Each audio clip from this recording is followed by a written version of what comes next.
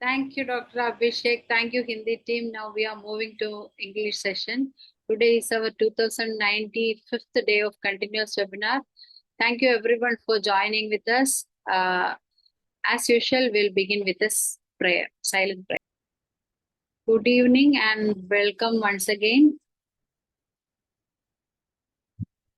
Today is our 2095th day of continuous webinar. Today's our guest is Dr. Prakash Rao. He has already taken many classes for us. There is no need of any introduction.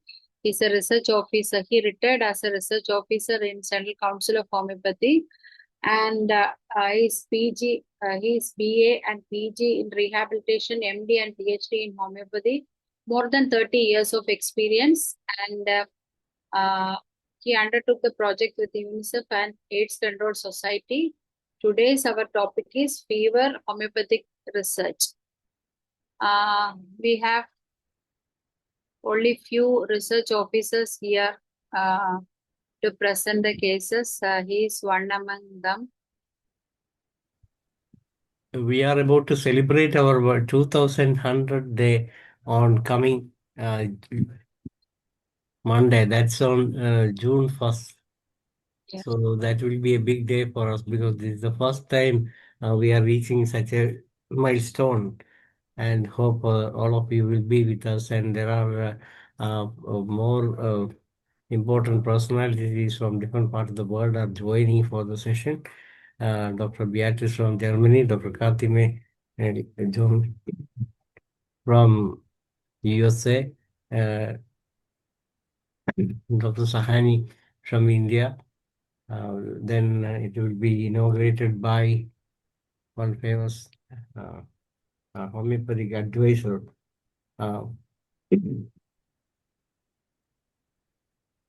So all the participants should remember the June 1st. Also, we need your presence here to celebrate.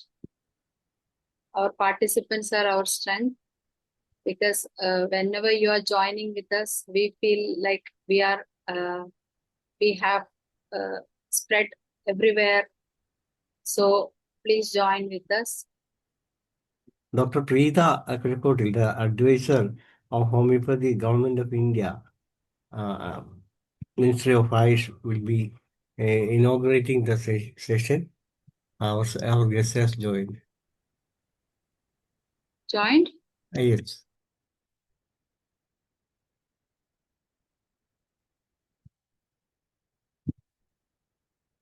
Thank you, sir. We already introduced you, and we were waiting for your. Sir, you can unmute yourself. You are the co-host now. Yeah, thank you, madam. And can you adjust your camera? We can see only your specs. Yes, I will. Just a minute. I have to share my slides first. Now, can you see my slides, sir? No. Yes. Fever pyrexia. Yeah, right.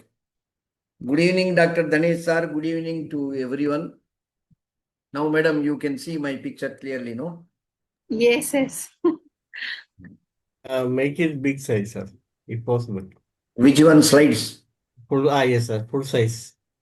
Just click on the top. Oh, okay. Yes. Fine.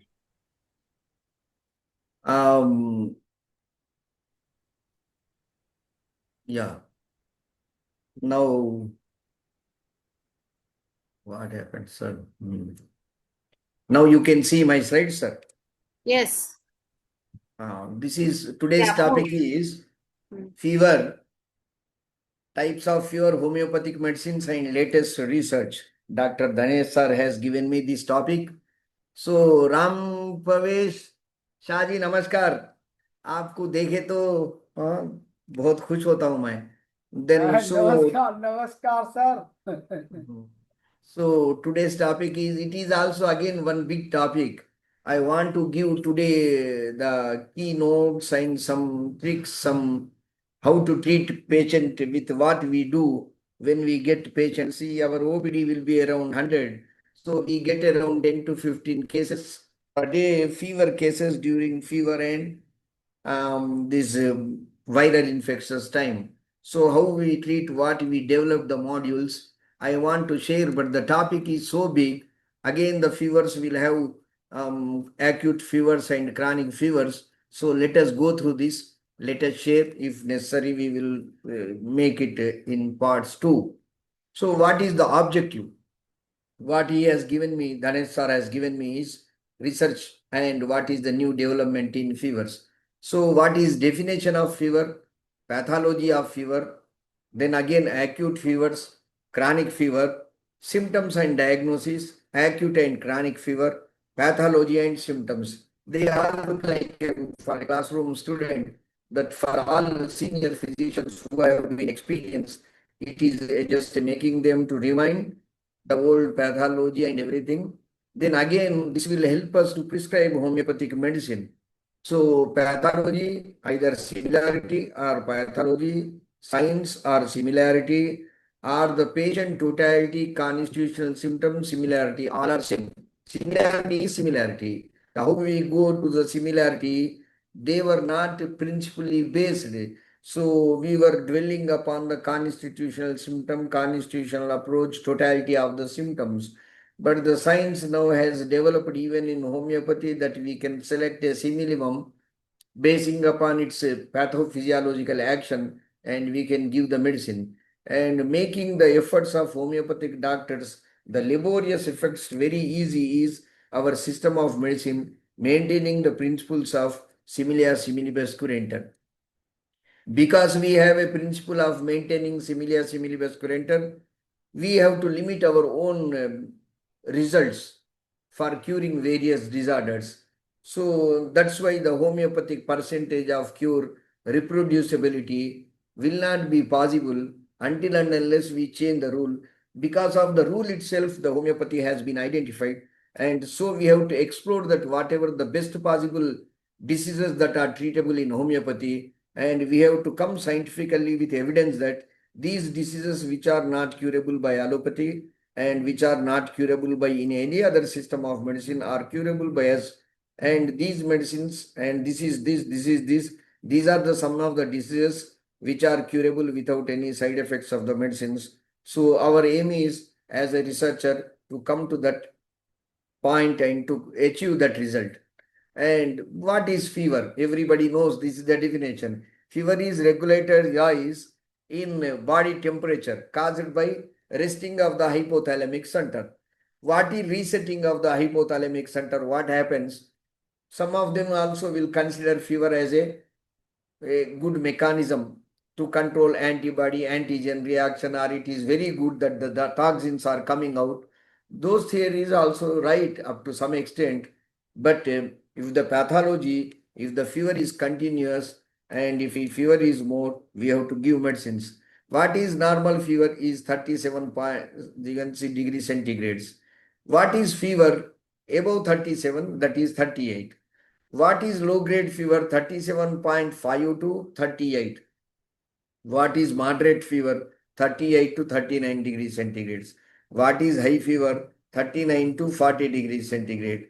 What are hyperpyrexia? That is more than 41 degrees centigrade, or that is more than 104 degrees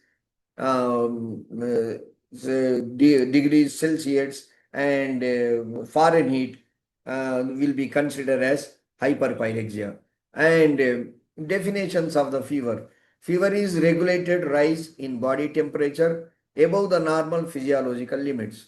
When fever comes, the body will give symptoms and body will tell that the muscles have been tired, and usually caused by infection. Usually the fevers are because of infections.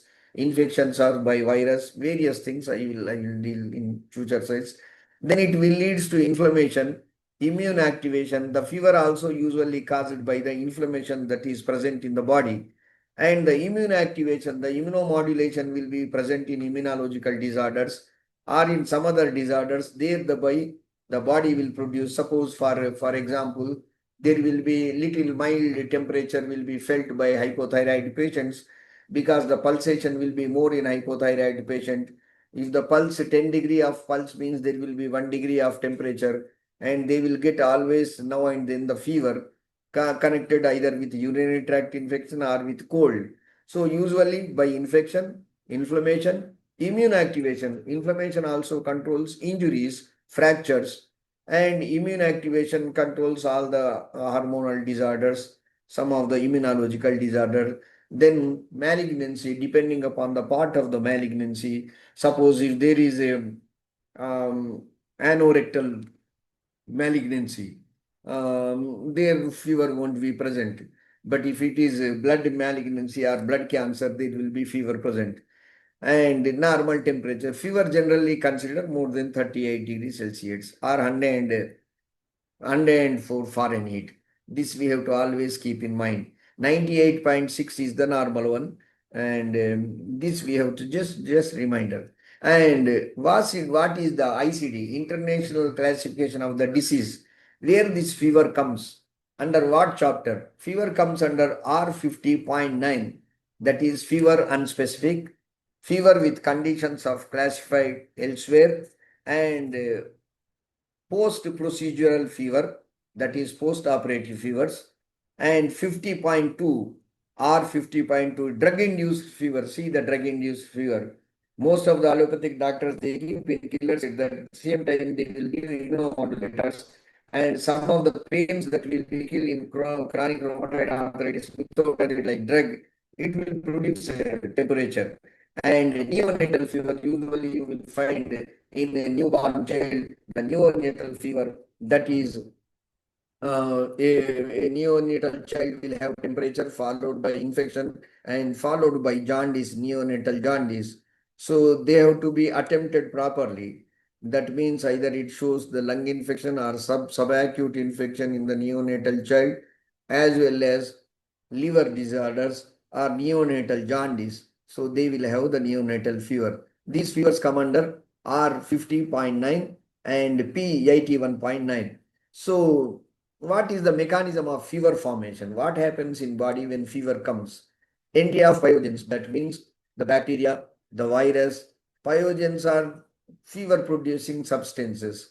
Once anything from that foreign particle enters into the body, the antibodies will be produced by the body, and when the antibody is produced against the antigen, there will be a conflict between antigen and antibody. Ultimately, the WBC count will rise and body subdues and body kills the antibodies, antigens, and by there in between that time, there will be fever. So what is exogenous pyrogens? What are these pyrogens?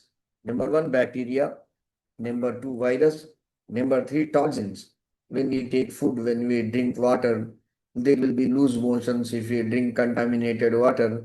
So during the quarreling with the bacteria, the body will surrender itself and it will control the antigen by producing antibodies and fungus.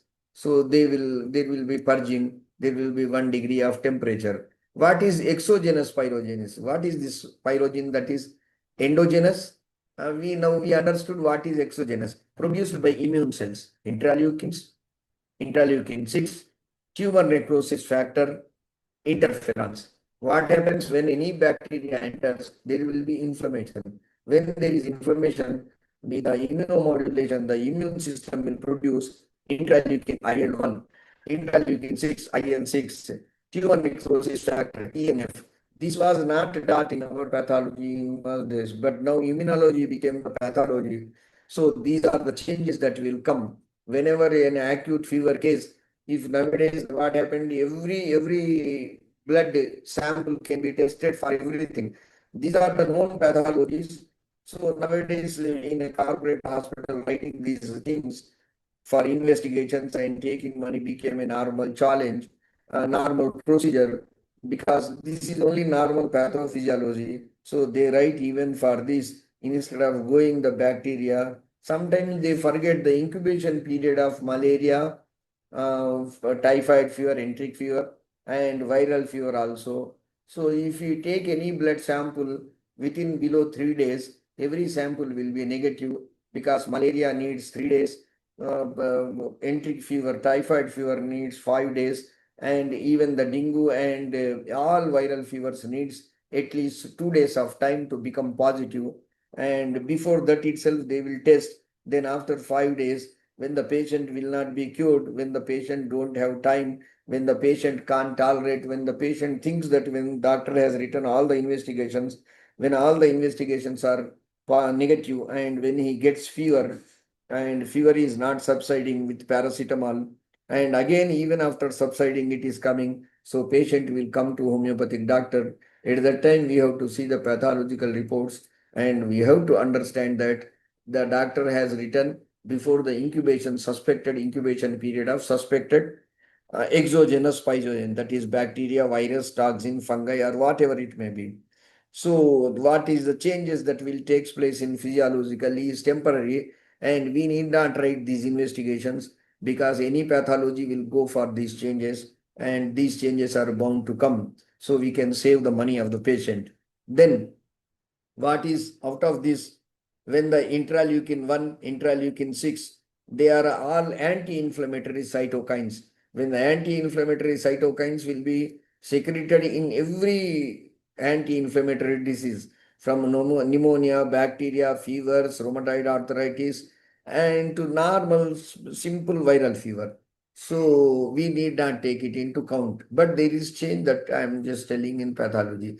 So these cytokines stimulates prostaglandins. When the cytokines, the pro-inflammatory cytokines, particularly interleukin 1, increases, there will be prostaglandin secretion and stimulates. It will be stimulated, producing the imbalance of the hypothalamus.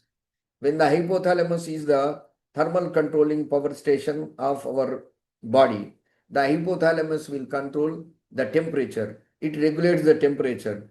That's why the hypothalamus becomes heat, or when it loses its balance, the temperature will rise and the body temperature sets to a point. In sunstroke also nowadays, because of excess heat, now the earth has warmed because of green wave shedding. So now the normal temperature of the earth at some of the places is now 50 degrees Celsius. Now we are running around 48 to 49 degrees Celsius. So when we go without taking precautions in under sunlight, so naturally the hypothalamus will become heat due to sun rays, and he will develop the sunstroke, the ultimately the results of the fever. Then heat conversion and production. The body attempts to reach the new set of point by vasoconstriction, shivering, increased metabolism, muscle contraction. See, usually when we stand nearby a hot thing, whatever the shivering in the cold season will come down. But if the temperature increases, there will be shivering because of the vasoconstriction. Vasoconstriction, what happens? The temperature, the body wants to cool down its autoimmune mechanism. One side the interleukins will increase, and the hypothalamus will be disturbed, and it increases the temperature of the body. The one side, there will be always, the body tries to control the hypothalamus.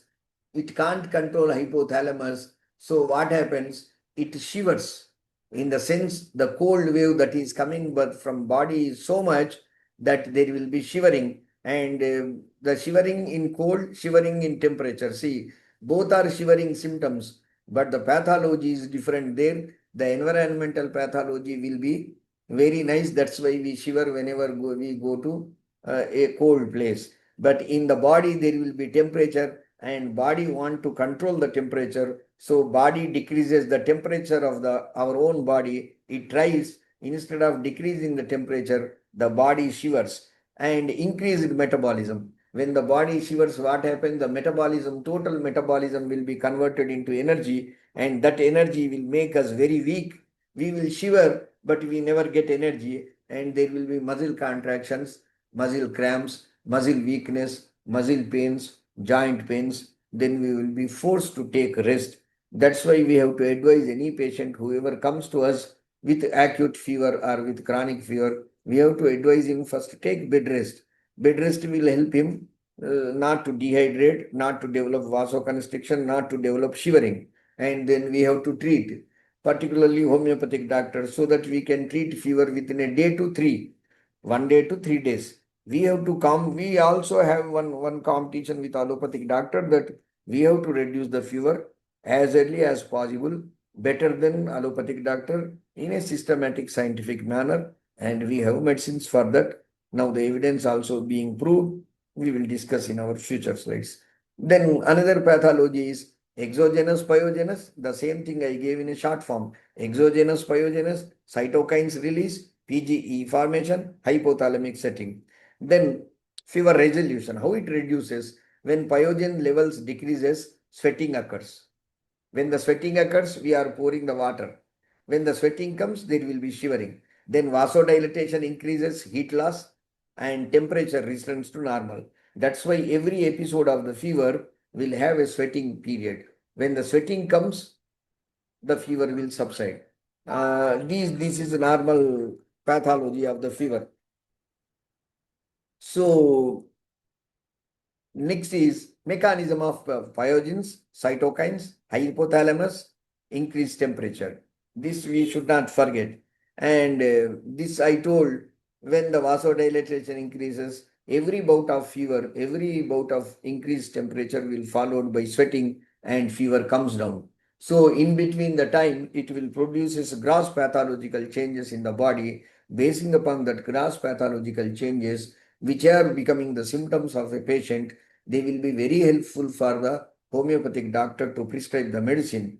And these gross pathological changes which are being converted, they have been neglected by allopathic doctors. So their medicines will concentrate on hypothalamus. When the hypothalamus reacts, either the dose will be more or the dose will be less, and dose will be consciously, continuously under the supervision it has to be taken. But in homeopathy, such problems are not present. We can give the prescribe the medicine, and the differences of definitions and diagnosis and classifications. So let us see for future slide. So this is again the pathology I stress. Then pathophysiology, this is pyrogenous stimulus I interleukin 6, interleukin 6, interleukin 1, TNF alpha, and prostaglandins. And these why I am stressing this pathology is only to make to remember for this session, so that how the homeopathic medicine also acts, how it antidotes this pathology, the pathophysiological action, and how it will be very effective, and how it will help the immunomodulation. You will understand in future slides. So fever is part of immune and defense. Everybody thinks in olden days hypothalamic set point is elevated. Body responds with chills and heat generation. When the heat generates, the body will develop chills.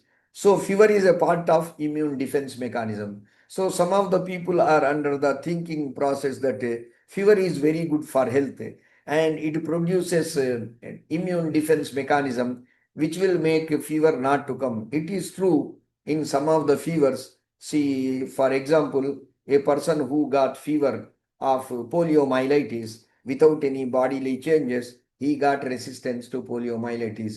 A person who got fever for mumps, now he never gets mumps in his lifetime. A person who got meningitis, but he never gets in his lifetime again meningitis. They are the immune defense mechanism. They will produce the memorable immune mechanism in the body, and they will see that the fear again, that particular virus never affects him in his lifetime. But in those days, the diagnosis was not present. So smallpox, poliomyelitis, meningitis were the main causes. See, smallpox has produced its side effects is the small spots over the face, smallpox spots. Then poliomyelitis has spoiled the limbs, and at the same time meningitis, either Bell's palsy or facial paralysis or paralysis of the neck or something. And some of them, for them it was light. For mumps, some of them out of 100 patients, if they get mumps, the mumps patient, they will get autoimmune modulation immune mechanism, and they never get mumps again in their lifetime. It is immune defense mechanism. But out of 100 patients, 10 patients will go for atrophy of the testis in males. And for females, there will be infertility and ovary will be buried. There will be small ovaries. So this comes only in 10%. But in those days, the mechanism of identifying was not present. Now we are understanding everything. So fever, whether it is acute, even with mumps, it also produces the long-standing complications over the body. So some of these things we have to remember, because whenever case of fever comes, we have to examine him properly. We should not do any carelessness. We have to, for a good physician, every case is a new case, and every learning process, every patient today he came is a new patient. And in homeopathy particularly, every case will be approached on research methodology. We have to search medicine, we have to search the symptoms, we have to search the similar medicine and individualization. So each case is a new case for a homeopathic doctor, and any homeopathic doctor, whether he is senior or junior, he is a researcher throughout his life, and he always thinks that there is much to study and much to follow, and he do not know anything. Then only he will be successful. And that's why the senior doctors will be more successful, because they know how to select the medicine, and they know that the limitations of their practice, and they understand which has to be cured and which will be cured and how to cure. So this is the sum of the fevers that will produce the long-standing complications which we have to understand. Then common causes of viral, bacterial, I told, are autoimmunological. Then classification-based pattern. What is classification-based pattern? How to approach continuous fever, remittent fever, intermittent fever, relapsing fever, stepladder fever, and hectic fever. These words are all given for allopathic doctors, but they never refer this book and they never study. But in our Materia Medica, fever continuous, fever remittent, fever intermittent, fever relapsing, fever step by step, and hectic fever. These all languages are used. So it will be very easy for us to utilize this modern technology or the pathology or whatever that has been given in modern Davidson textbook of medicine was already described 200 years back by Hahnemann. So that will help us very much. And we are the most modern persons as well as this fever classification is concerned. Then what are red flag symptoms of fever? When we have to keep in mind that if fever is inappropriately treated, altered consciousness, breathing difficulties, persistent vomiting, neck rigidity, particularly in cases of meningitis, seizures, because the excess temperature, hypothalamus, particularly sunstroke, will produce convulsions, then severe dehydration, because the fever always subsides with the sweating. When the sweating is present, naturally the water-based balance in the body will be disturbed, so there will be dehydration. That's why these all tools can also be utilized by homeopathic doctor. Suppose if a fever patient comes with high fever, and we have to be ready with saline water, we have to substantiate the dehydration and the imbalance of the water. If there is neck rigidity, if there are seizures, we have to think that the nervous system has been deranged. We have to send him to higher institute. And if there are breathing difficulties, if he can control, and if we have oxygen along with our treatment, we have to control it. The altered consciousness, we have wonderful medicines for that. If he can control it. But if it severe neck rigidity and seizures and dehydration is present, there will be hypothalamus imbalance. We have to send the case to higher institute. So in fevers, Ganesh sir has given a topic, the fever again, acute fever, chronic fevers. See, here I landed up in trouble that, so it is so much big chapter. So what is acute fever? But the definition of acute fever is less than 14 days. If a patient comes on 12th day to us with fever, that means the 12 days the doctor who has treated him, cured him, has missed the diagnosis. When he missed the diagnosis, his prescription becomes wrong. When his prescription becomes wrong, he is somewhere there is something wrong. So a homeopathic doctor should be always more intellectual than an allopathic doctor to understand the patient's pathology and physiology. Suppose a patient coming after 10 days of fever, and fever is the acute fever should come and end within 14 days. So after 12 days, even fever is present means We have to search for the internal pathology, maybe gangrene, maybe prostate hypertrophy and leading to malignancy, maybe breast cancer, maybe pneumonia, acute, subacute pneumonia, where the cough will not be present and there will be night rise of temperature like in tuberculosis. So it will be, the acute fever will have 4 to 5 characters. Sir, hello. Yes, Can I continue, sir? yes, continue, sir. Okay. Then sudden onset of the fever in acute fever, the fever comes suddenly, as if it is, you read Econite, the sudden onset, belladonna, the sudden onset. So the sudden onset of the acute fever. See, we have wonderful medicines for the pathology that has been described by allopathic doctors after research has been invented long back in our drug proving. So the sudden onset is the most important point of the acute fever. And the common infections. See, if we take the history, patient says that he has gone to some other place, then he had water taken some place, then mosquito bite at some place or something, what happened, where he bathed. So he will give the history is most important. Then there will be always high temperature. It will be 102 and above.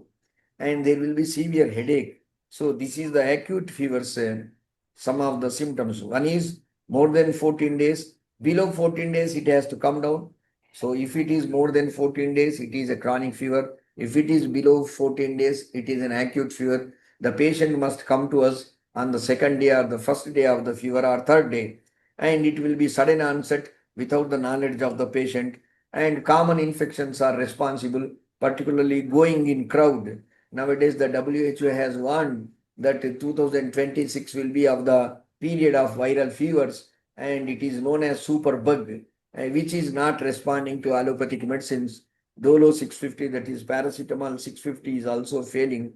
So they have to be taken repeatedly. And you kindly, if a patient comes, if you give under, see, an integrated medical approach, homeopathy, and or if you treat him with homeopathy with cautiousness, the superbug temperature will come down and you can help the humanity. And they are also thinking on the same lines. Nowadays, the criticism of homeopathy has come down radically among the allopathic doctors. Now they are telling we do not know, go to a qualified homeopathic doctors. For that, there are various reasons we will discuss later. So common infection, high temperature. These are some of the symptoms of acute fever. Then the acute fever is fever lasting more than 7 to 14 days, usually associated with viral infection, bacterial infection, acute inflammation. They are, number one, what are the influenza, which we have done severe research on influenza, and homeopathy will cure the influenza within 2 to 3 days or 1 week. Then dengue fever, where the platelet counts, if the complication comes, the platelet counts will fall down. And we have wonderful medicines to control all these things. And malaria, within 3 days, there will be incubation time. And typhoid fever, early phase. That is, after 5 days, there will be incubation time. We have to see. And again, the COVID is recurring in some of the places, particularly in Singapore, the COVID is coming again. So naturally, all these VIPs who will travel, celebrities who will travel here and there, they again bring COVID to India. But this COVID variant is something different, which will respond to homeopathic medicines very well. And we can select our own medicine. There need not be any genus epidemicus or like that, because the genus epidemicus also requires a lot of studies. So whatever that has happened. Arsenic responded, but we cannot convince the scientists as per the scientific basis. That is the defect. And if the fever lasts more than 7 days to 14 days or more than 14 days, we have to think of pneumonia. So acute fever is acute pneumonia, influenza, dengue, malaria, early typhoid, COVID-19, pneumonia. Now superbug. That is, no virus can be diagnosed. We don't have viral pathological laboratories which will diagnose the virus. We have to send it to Pune. We are very rich country, but our viral analysis, our laboratories are very less. So this somebody your association can give one a model to Modi that viral diagnosing laboratories must be more, not the weapons, so that we can save many patients.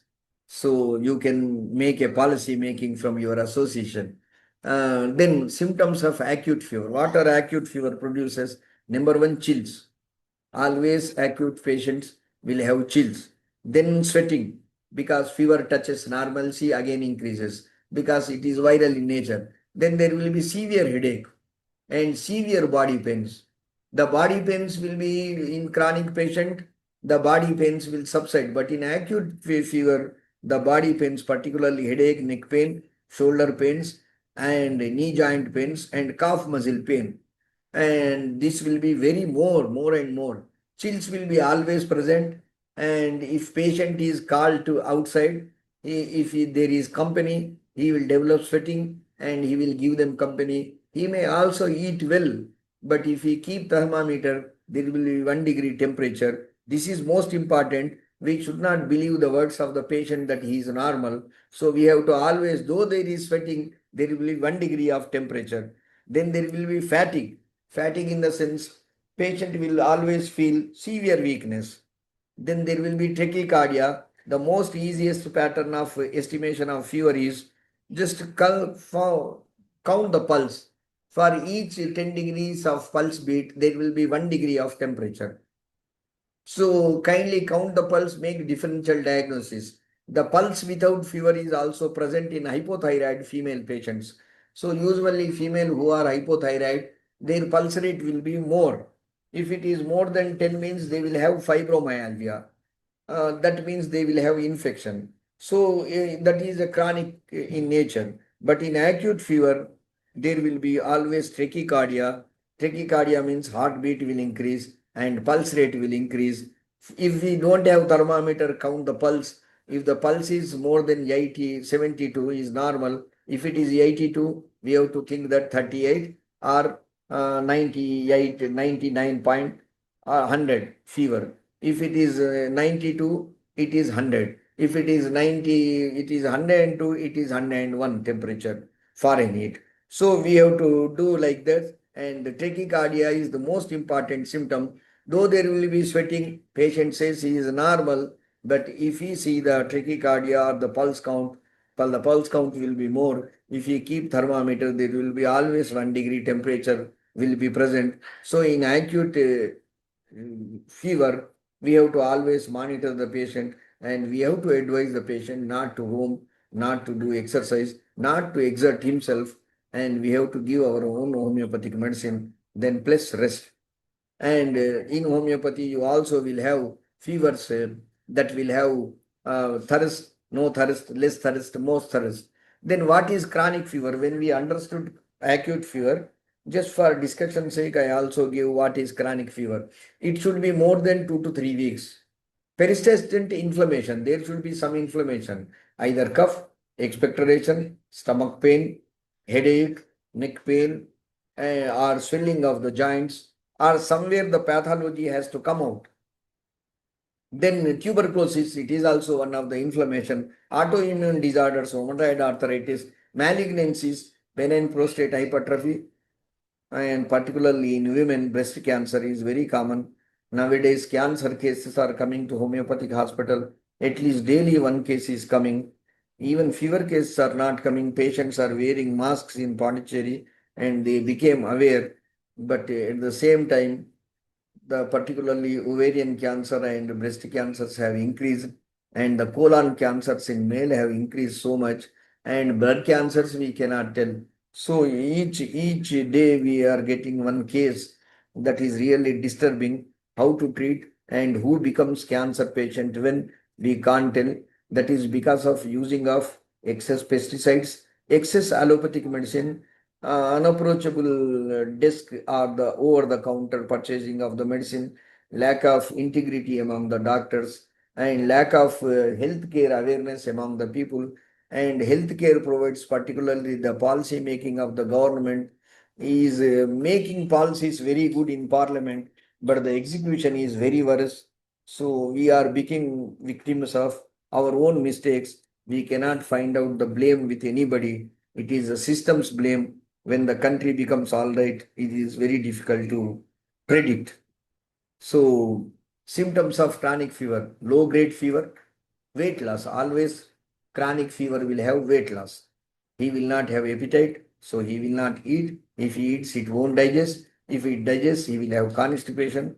So naturally, night sweats, the fever will come down during early in the morning. Night there will be temperature, and temperature will followed by night sweats. There will be weakness and chronic fatigue with weight loss. So now we will compare acute fever, sudden, short duration, high temperature. Chronic fever, gradual, long duration, low grade. High temperature, low temperature. Long duration, short duration.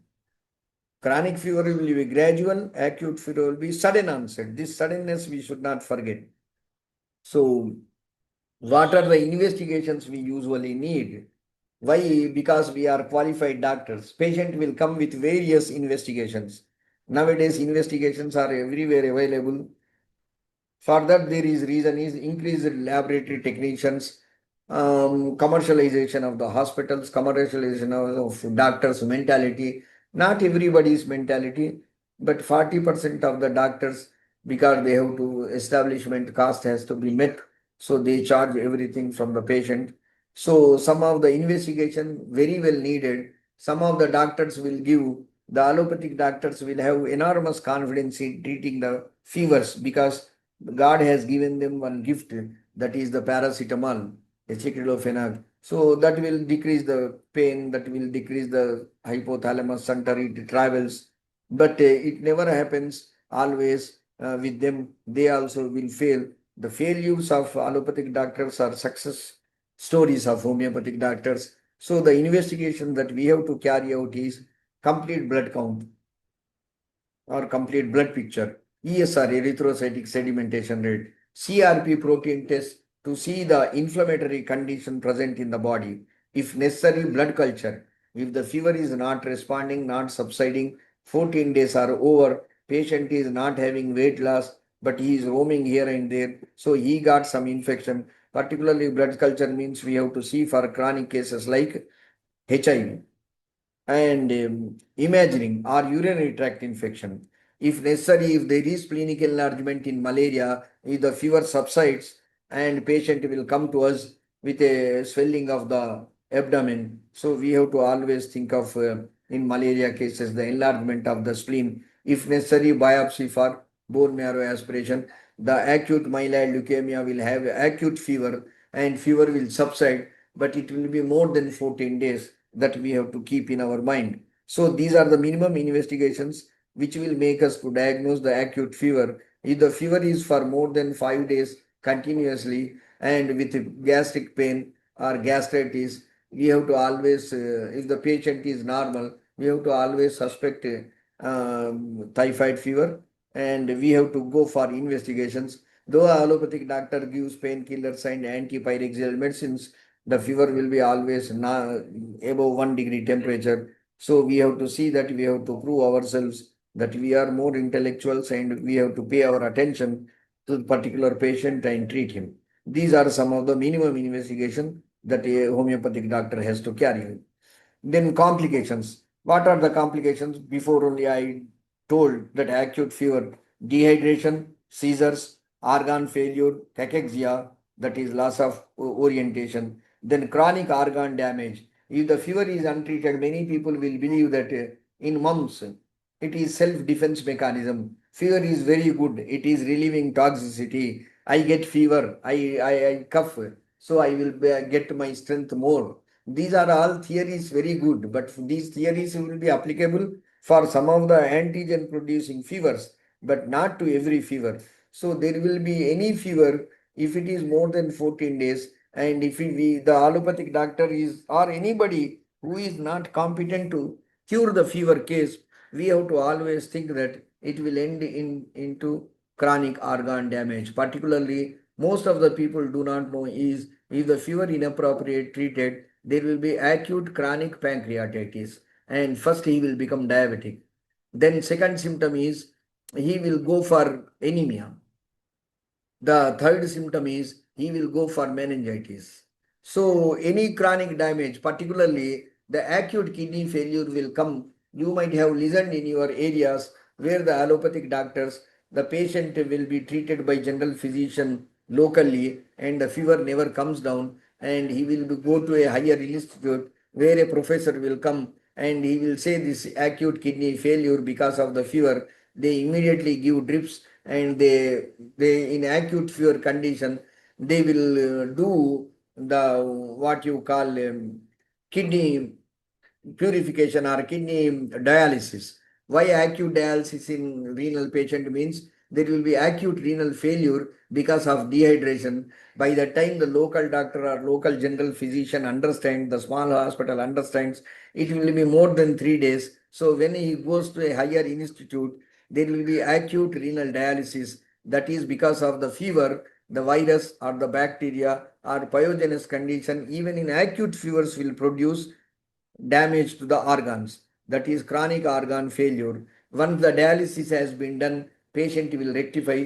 This the making dialysis, doing dialysis nowadays is also became some of the routine practice or fashion or copying their professor in some of the smallest hospitals. If the fever is more than 5 days, if the patient is a VIP, they will perform the dialysis so that the blood purification takes place, all the toxins will be sent out, the antibiotics will be given, the patient will be discharged in the next day, and he also will be equally charged. So, but this is that we have to always keep in mind. So, we should not allow any patient to suffer more time. Then, what is the summary take home? Fever is a protective response. Number one. That's true, but limited to certain diseases. Acute fever is rapid. Chronic fever is prolonged. Diagnosis depends upon clinical evaluation. See, everything we discussed. Again, the diagnosis comes means the clinical verification, clinical examination, clinical observation by the physician is most important. And what is homeopathic approach? Now we are coming to homeopathic approach. Whenever I come to homeopathic approach, the time will be over. So, individualized remedy of selection. This everybody knows. Based on totality symptom. This also everybody knows. Mental and physical generals. Terminal reactions of modalities are most important. In fever, we have wonderful modalities that have been mentioned in the latest textbooks. So, their pathology, their normal development, their scientific development is our routine development in our materia medica. That is modalities. Most important modalities are thermal reactions, weather, temperature, heat, regulation, then thirst, headache, fever. Headache will be more, body pains will be less, and there will be thirst, burning headache, arsenic album. So we have wonderful conditions. For each individual, we have an individualistic medicine. So what is important homeopathic medicine is acute fevers, sudden onset, you know very well, but each sudden onset I am telling, and each sudden onset is having a great pathology behind it. When we have done in vitro studies, what is the suddenness of aconite nepalus is, it is like paralysis. That's why aconite is an acute remedy, a short acting remedy, a sudden remedy. At the same time, it is a chronic remedy. The sulfur chronic is aconite. That means it is the suddenness is so much. The hemiplegia patient whose blood pressure is more than 210, and if you want to prevent the stroke and send him to, if he develops any TAI, trans ischemial attack, 2-3 days back, he comes and tells that I was having the shaking and everything. The fingers were not under my control. I am a hypertensive patient. So within 3 days, he will get paralytic stroke. So to prevent that, kindly give aconite. It has been proved in vitro studies. I will show you the slides later. Aconite nepalus sudden onset, not only in preventing paralytic stroke of hypertension or diabetes mellitus. Any type of paralytic stroke will be prevented because it is having neuromuscular reaction, the chain that will affect the mind. That's why the aconite patient, because of phobia, he will predict the time of the death. The time of the death will be predicted by aconite fever patient who is conscious. Anyhow, stroke patient never tells. But before stroke, you can prevent the stroke. That's why aconite has been, the suddenness has been more and more and more stressed in every materia medica particularly by Hahnemann. It looks like simple. Nobody cares that suddenness. That suddenness is for chronic diseases. That's why Econite is chronic medicine to sulfur. Sulfur is a deep acting remedy. Econite is a short acting remedy. Econite is a acute remedy. Econite is a simple remedy. But at the same time, it is chronic to sulfur. So whoever observed that chronic to sulfur, whoever framed in those days time, particularly Boninghausen and Hahnemann, we have to salute them that how they understood without any gadgets so much of science and how they work. It really mesmerizes. Then come to belladonna. What belladonna? All the three inflammatory. Severe pain, severe headache, heat, redness and swelling. These we know very well. But these heat, redness, swelling is connected with interleukin 1, interleukin 6. When there is pro-inflammatory cytokines will increase, tumor necrosis, TNF alpha increases, the belladonna symptoms will come up. So belladonna is having one tendency. It will decrease the inflammation, but it decreases the inflammation of every part. The body has to take its own reaction to control the temperature. It never controls the temperature. That's why belladonna has to be given another remedy immediately after that. That's why they mentioned Calcaria for chronic.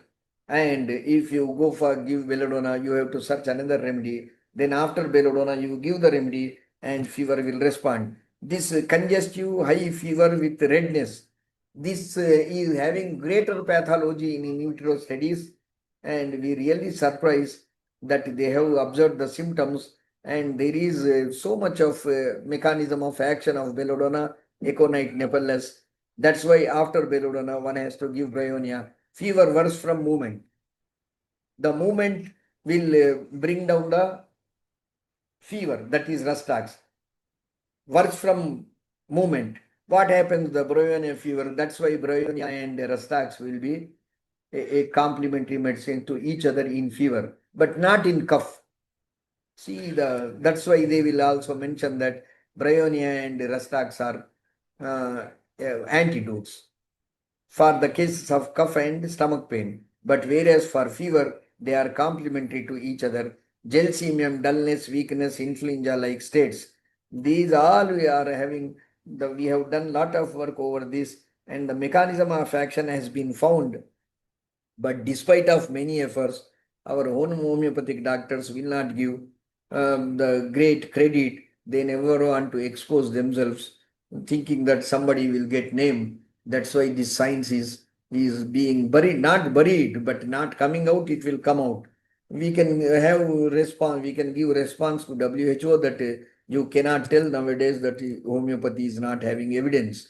Homeopathy, but we have to do little work. Is we have to find out what is present in the potency. If that comes out, my all studies will be accepted. So more useful remedies. Upatorium perfoliatum, one of the very good remedy for rheumatoid arthritis, early rheumatoid arthritis and chikungunya fever. And it is having one fantastic in vitro and in vivo studies we have done on rats and everything.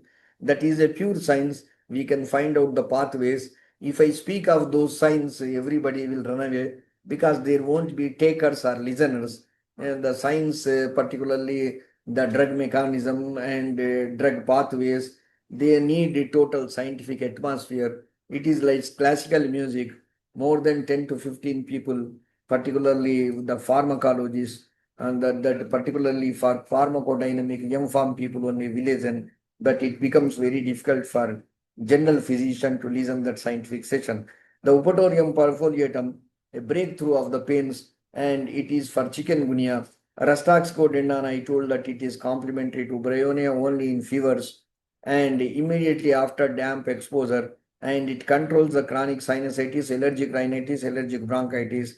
And arsenicum is always a medicine that decreases the toxicity in the body.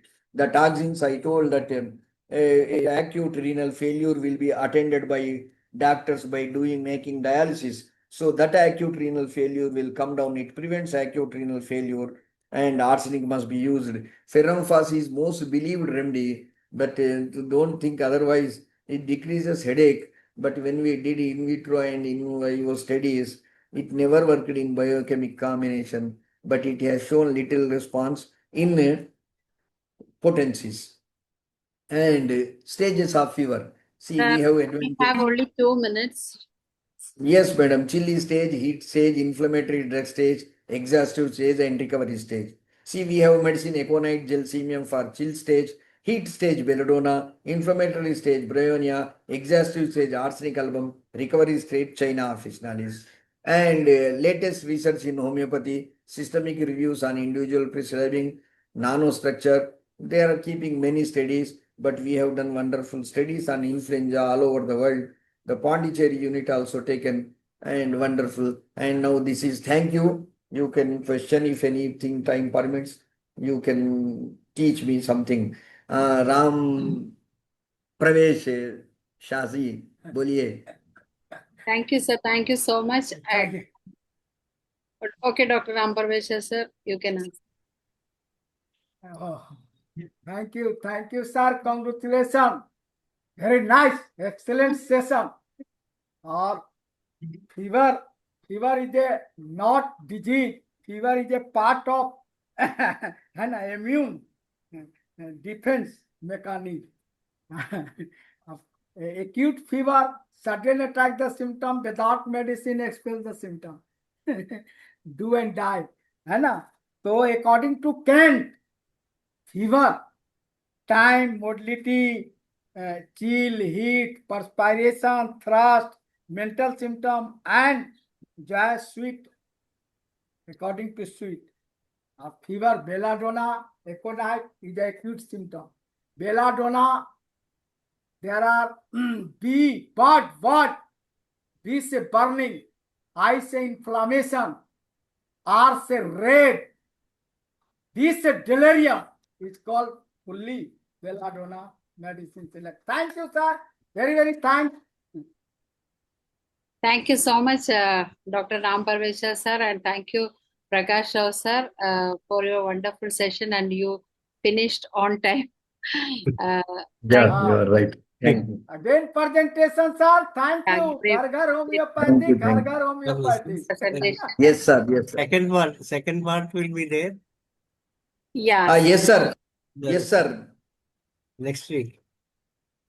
Thank As you. whenever you just as you like. Okay, sir. Ganesh sir, as you like. Yeah, okay, sir. Thank you once Thank again. you, Ganesh sir. Sir, Thank you you. I can. am not seeing Manoharji, some of the persons nowadays. Our groups are also, Dr. Kurup also not attending, maybe health Manoj problems. is here, sir. Manoj is there. Okay, thank you, Manoj sir.